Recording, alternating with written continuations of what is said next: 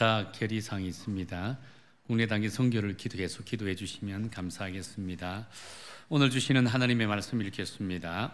에베소서 1장 20절부터 23절까지입니다. 에베소서 1장 20절부터 23절까지 함께 우리가 읽어 나가도록 하겠습니다. 에베소서 1장 20절에서 23절까지입니다.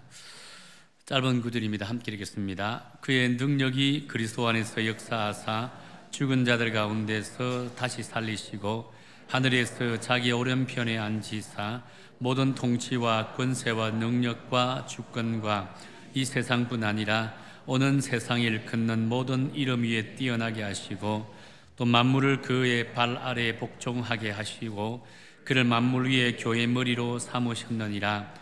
교회는 그의 몸이니 만물 안에서 만물을 충만하게 하시는 이의 충만함이라. 아멘. 기도합시다. 하나님 감사합니다. 이제 하나님의 말씀을 듣습니다.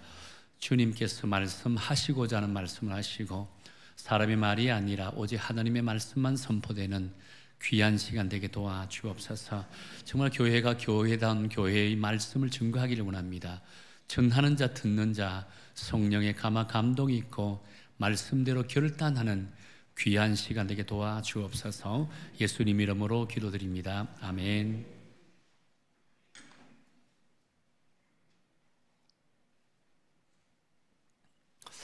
얼마 전에 몇 분의 목사님과 교제를 할 시간이 있었습니다.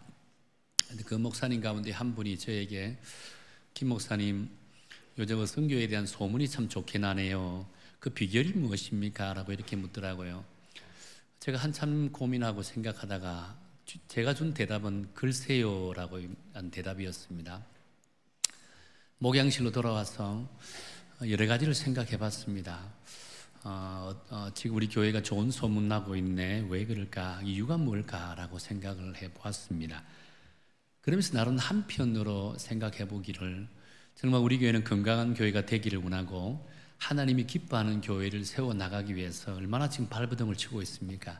이것이 아마 좋은 소문나는 교회가 되지 않았겠는가라고 생각을 해봅니다. 그래서 제가 할 수 있는 답은 글쎄요입니다. 왜? 저는 아직은 아니라고 생각하기 때문입니다. 그래서 지금 우리가 해나가고 있는 이 사역들이나 우리가 가지고 있는 이 마음과 사명들이 쭉 그대로 이어진다면 앞으로 한 2, 3년 정도 지나고 나면 정말 우리 교회가 하나님이 기뻐하는 교회, 건강한 교회, 교회다운 교회, 모든 성도들이 행복해하는 교회가 되지 않겠는가라고 생각을 해봅니다.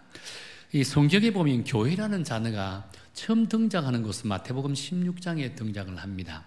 예수님께서 제자들을 불러 모아놓고 사람들은 나를 누구라 하느냐라고 질문을 던지게 되죠.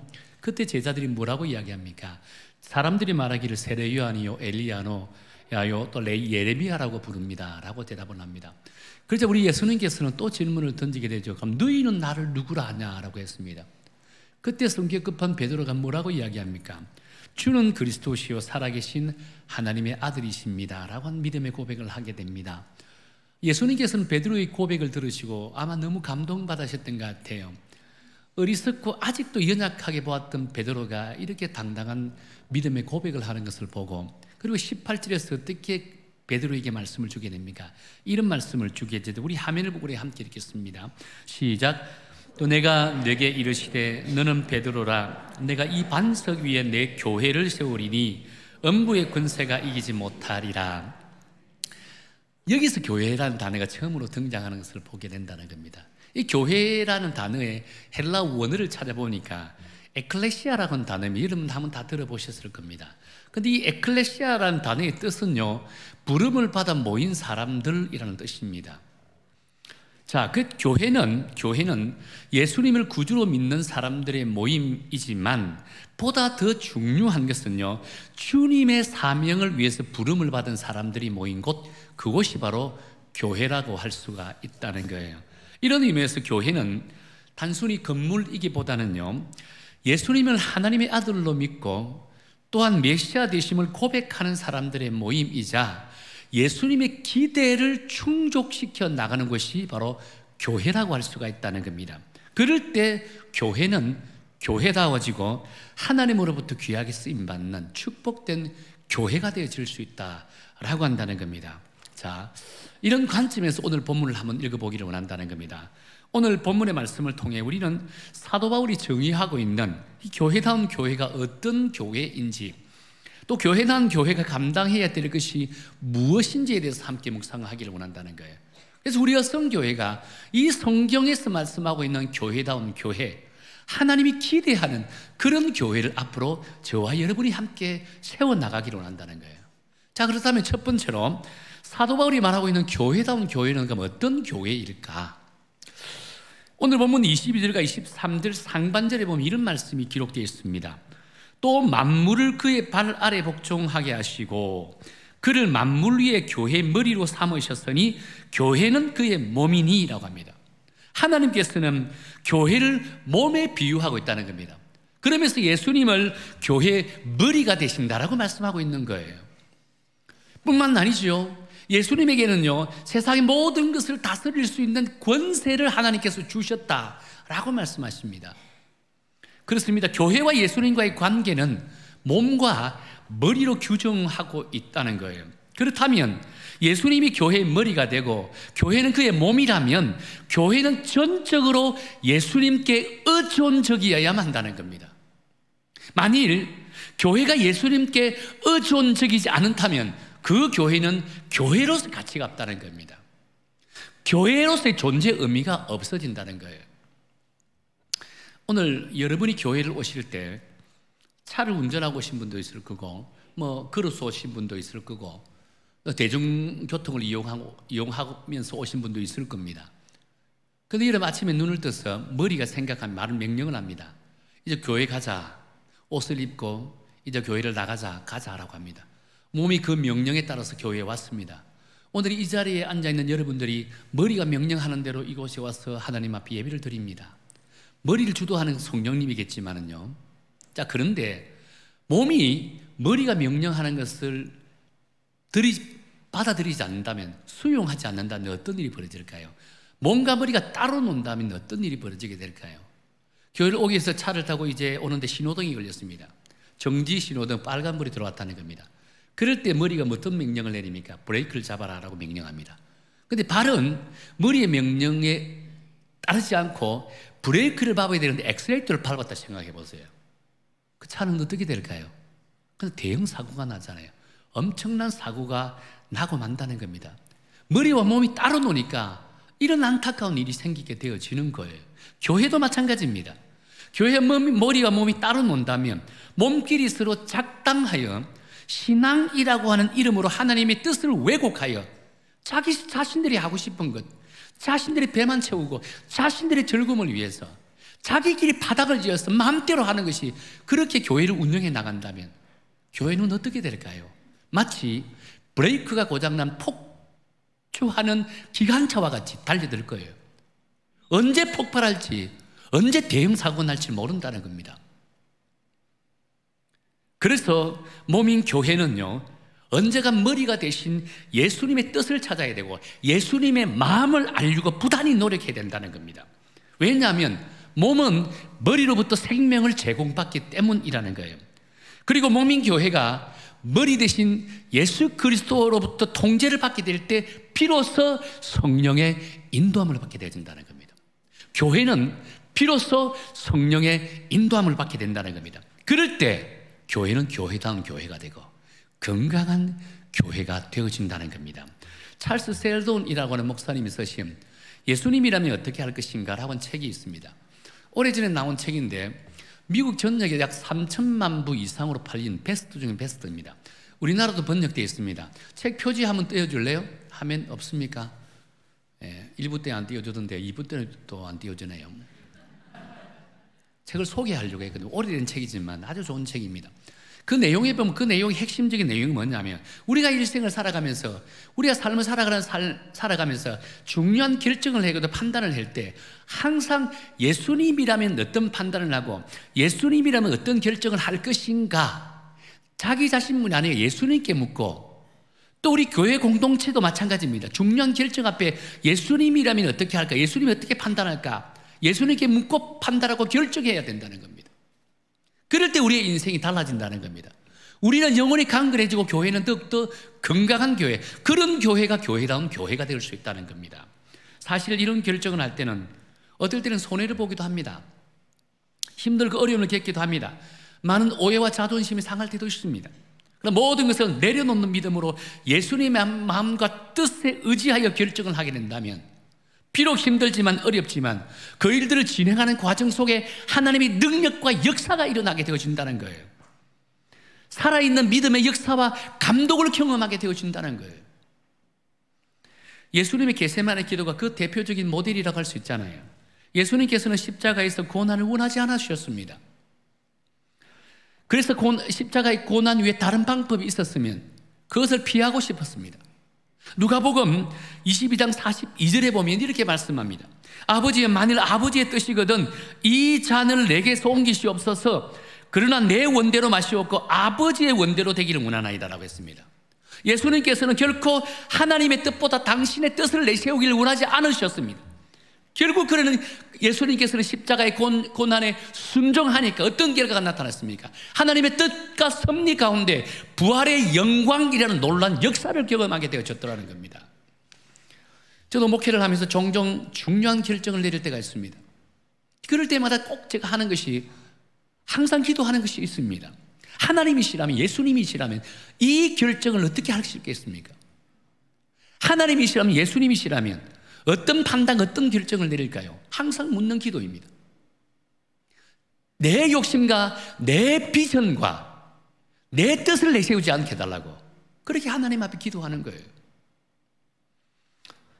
그럼에도 불구하고요, 어떨 때는 참 오해를 많이 받습니다. 안타깝게도 우리 성도들 가운데서는요, 반대를 위한 반대를 하는 사람들이 있더라는 겁니다. 한 번은 제가 이정교에서, 죄송합니다, 오해는 하지 마시고, 이제 교회 이름을 바꾸는 일이 있었습니다. 교회 이름이라는 것은 비전에 따라서 이름이 바뀌는 거잖아요. 이름을 바꾼다라고 당에서 결정하고 성도들에게 이제 오픈을 했습니다. 성도님들이 뭐라고 이야기한 줄 아세요? 그 가운데 김기주 목사 교회 만들라고 이름을 바꾼다라고 이렇게 이야기하더라고요. 마음이 참 아팠습니다. 마음이 참 아팠다는 겁니다. 그 모든 것들은 예수님이시라면, 하나님의 뜻이라면 한 기도하고 내리는 결정임에도 불구하고 꼭 그렇게 오해를 하고 마음을 아프게 하는 분들이 있더라는 겁니다. 그럼에도 불구하고 그것이 하나님의 뜻이니까 진행하는 과정 속에 하나님의 역사가 일어나게 되더라는 겁니다. 하나님의 놀라운 능력이 나타나게 되더라는 겁니다. 기적과 같은 일들을 경험하게 만들시더라는 겁니다. 그렇습니다. 교회다운 교회, 건강한 교회는요, 바로 나의 생각을 최대한 줄이고 나의 의지를 꺾고 나의 자존심을 다 내려놓고 정말 반대를 위한 반대하는 것이 아니라 하나님의 영광을 위해서 판단하고 결정하는, 그것이 하나님이 기뻐하는 교회 성도의 모습이라고 할 수 있다는 겁니다. 우리 여성교회 성도 여러분, 또 우리 여성교회도 마찬가지입니다. 앞으로 참 해야 할 일들도 참으로 많고 결정해야, 판단해야 될 것도 많습니다. 그것에 담임 목사뿐 아니라 여러분 모두도 정말 하나님이시라면, 예수님이시라면 어떤 생각을 하고 어떤 판단하고 어떤 결정을 할 것인가, 거기에 관심과 거기에 집중하여 기도함을 통해서 하나님이 우리 교회를 성령의 강력한 인도함을 받는 그런 축복된 교회, 그런 교회가 되기를 원합니다. 그럴 때 교회는 교회다운 교회가 되고 건강한 교회가 되고 모두가 행복해하는 행복한 교회가 될 줄로 믿습니다. 또 한 가지는요, 두 번째는 이 교회다운 교회가 감당해야 될 일은 무엇일까요? 본문 23절에 보면 교회가 해야 할 일들에 대해서 명확하게 제시하고 있는 말씀이 있습니다. 우리 23절 한번 읽어볼까요? 23절입니다. 시작. 교회는 그의 몸이니 만물 안에서 만물을 충만하게 하시는 이의 충만함이니라 라고 합니다. 여기서 만물 안에서 만물을 충만하게 하시는 이의 충만함이라고 했습니다. 우리 일반적인 성도님들이 이 말씀을 이해하기가 참 쉽지 않을 겁니다. 저는 여러 번역본을 읽어보면서 이 말씀이 과연 어떤 뜻으로 해석해야 될지를 한번 찾아보았습니다. 두 가지가 나오더라고요. 하나는 교회가 예수님으로 가득 채워져야 된다는 겁니다. 다시 말해서 교회는 예수님의 정신과 예수님의 가치로 가득 채워져야 된다는 거예요. 또 한 가지는 예수님께서는 교회를 통해서 세상을 충만하게 하시기를 원하신다는 겁니다. 교회 안에 가득한 예수님의 정신과 그 가치가 교회를 통해서 세상에 흘러나가 세상을 충만케 해야만 한다는 겁니다. 그래서 교회는 교회만을 위해서 세워진 것이 결코 아니라는 겁니다. 교회가 세상 속에서 빛이 되고 소금이 되기를 원하신다는 겁니다. 그렇다고 해서 그리스도의 충만함이라고 해서 교회가 많아지고 그리스도인의 숫자가 늘어나는 것은 결코 아니라는 겁니다. 세상의 모든 건물들이 교회가 되고 그 교회마다 그리스도인들을 꽉꽉 채워진다고 해서 그것이 바로 충만하다는 것이 아닙니다. 중요한 것은 교회가 크고 적은 것이 아니라 어떤 교회든지 그 교회 안에 예수님의 정신과 예수님의 사랑과 예수님의 은혜와 예수님의 가치가 그곳에 충만히 채워져야 된다는 겁니다. 그럴 때 채워진 그 예수님의 은혜와 사랑, 정신이 세상을 향해 흘러갈 때 세상도 충만해진다는 겁니다. 에스겔서 47장에 보면 에스겔이 성전에서 흘러나오는 물의 환상을 보게 됩니다. 먼저 성전에서 흘러나오는 물이 발목까지 찼다고 했죠. 조금 있으니까 무릎까지 찹니다. 또 조금 있으니까 허리까지 차게 된다는 겁니다. 나중에는 성전이 강물이 되어버렸습니다. 이제 사람으로서는 어쩔 수 없는, 어찌할 수 없는 정도로 꽉 차버렸다는 겁니다. 자, 그 물이 성전 밖으로 흘러나가니까 그 강물이 바다로 가니까 바다가 되살아납니다. 대지로 가니까 대지에는 모든 나무들이 자라고 열매를 풍성하게 맺게 되더라는 겁니다. 여러분, 교회입니다. 교회가 바로 이런 교회를 통해서, 바로 교회를 통해서 하나님께서 이루시고자 하는 하나님의 나라가 이런 모습이라고 할 수 있다는 거예요. 하나님은 교회가 하나님의 뜻과 생각과 정신으로 가득 채워져 있는 그런 교회가 되기를 원합니다. 또 그렇게 되어야 건강한 교회라고 할 수 있다는 거예요. 그래서 하나님의 말씀과 하나님의 생각이 성전에 가득 채워져야 합니다. 근데 만일 하나님의 말씀과 하나님의 생각과 하나님의 정신이 무릎 정도 발목까지 차게 되면요, 인간들은 하나님의 말씀과 뜻을 왜곡합니다. 그래서 자기 뜻대로, 자기 의지대로, 자기 판단대로, 자기 계획대로 그 일들을 행해 나간다는 거예요. 그러나 그 말씀이 허리에 차고 가슴에 차고 목까지 차면 이제서야 자신의 모든 생각을 다 내려놓습니다. 그때서야 비로소 하나님의 뜻에 순종하고 하나님의 뜻을 이루기를 원한다는 거예요. 우리 여성교회는 하나님의 은혜와 사랑이 목까지 차기를 축원합니다. 발목까지 차는 순간에 교회는 교회다운 가치가 없습니다. 어떻게 해야 목까지 하나님의 은혜가 찰까요? 주 안에서 하나 되는 것입니다. 성령이 충만할 때입니다. 그럴 때 하나님의 은혜는요, 목까지 찬다는 겁니다. 그럴 때 우리가 아무리 하려고 노력해도 할 수가 없습니다. 그럴 때 하나님께서 우리를 인도하시는데 무엇보다 성령이 우리 교회를 인도해 나가신다는 거예요. 그런 교회가 교회다운 교회입니다. 그런 교회가 건강한 교회고 그런 교회가 행복한 교회라고 할 수가 있다는 겁니다. 그런데 안타깝게도 가끔은 교회 사역들을 실리적인 면으로 판단하는 분들이 있습니다. 마치 교회가 이익을 추구하는 교회로 생각하는 분들이 있더라는 겁니다. 제가 그 좋은 교회 가운데 한 교회 모 장로님은요, 항상 예산안을 편성할 때마다 꼭 이런 말을 합니다. 재정을 그렇게 많이 써가면서 꼭 선교를 해야 됩니까? 투자에 비해서 우리가 얻는 것이 무엇입니까? 라고 이렇게 질문을 던집니다. 저는 이 말을 듣고 충격을 받았습니다. 교회 사역을 투자 대비 이익으로 환산하는 그 모습을 보고 과연 이분이 장로일까라고 생각했습니다. 여러분, 교회는 어떤 투자를 해서 이익을 거두는 것이 교회가 아니에요. 교회는 끊임없이 베풀고 나누는 것이 교회입니다. 그럴 때 하나님의 은혜가 있고 무엇보다 사명을 감당하기 위해서는요, 하나님께서 물적 자원이 필요하면 물적 자원을 채워줍니다. 인적 자원이 필요하면 인적 자원을 채워준다는 거예요. 그래서 건강한 교회, 하나님의 사명을 풍성하게 감당하는 교회에 성도들이 모일 수밖에 없다는 거예요. 하나님이 보내주시고 채워주시기 때문이라는 겁니다. 이번에 우리 태국 단기 선교회 갈 때 재정적으로 많이 소비를 했습니다. 자, 그렇다면 지금 사실 우리 교회는 재정적으로 그렇게 넉넉한 편이 아닙니다. 여유가 있는 편이 아닙니다. 정말 힘들고 빡빡하게 돌아가고 있는 상황입니다. 그런 가운데 이 단기 선교를 통해서 많은 재정이 소비되었을 때 우리가 얻는 것이 무엇이겠습니까? 우리 교회가 얻는 이익이 무엇이겠습니까? 라고 이렇게 질문을 던지면 여러분 산술적으로는 계산이 안 나옵니다. 그러니까 보다 더 중요한 것은요, 하나님의 은혜가 충만합니다. 하나님의 은혜가 충만하고요, 또한 하나님이 감동케 한다는 겁니다. 하나님이 성도를 감동케 하고 하나님이 교회 감동케 하면 하나님의 역사와 기적이 일어나는데요, 여러분 우리 어성교회 성도님들, 우리 어성교회가 정말 하나님의 능력과 기적의 역사를 경험하는 그런 교회가 되기를 원합니다. 그러려면 사명을 통해 하나님을 감동케 해야 된다는 거예요. 여러분의 인생 하나님의 능력과 기적을 경험하고 싶습니까? 여러분의 인생에 하나님을 감동케 하는 삶을 살아보세요. 하나님의 능력이 임한다는 거예요.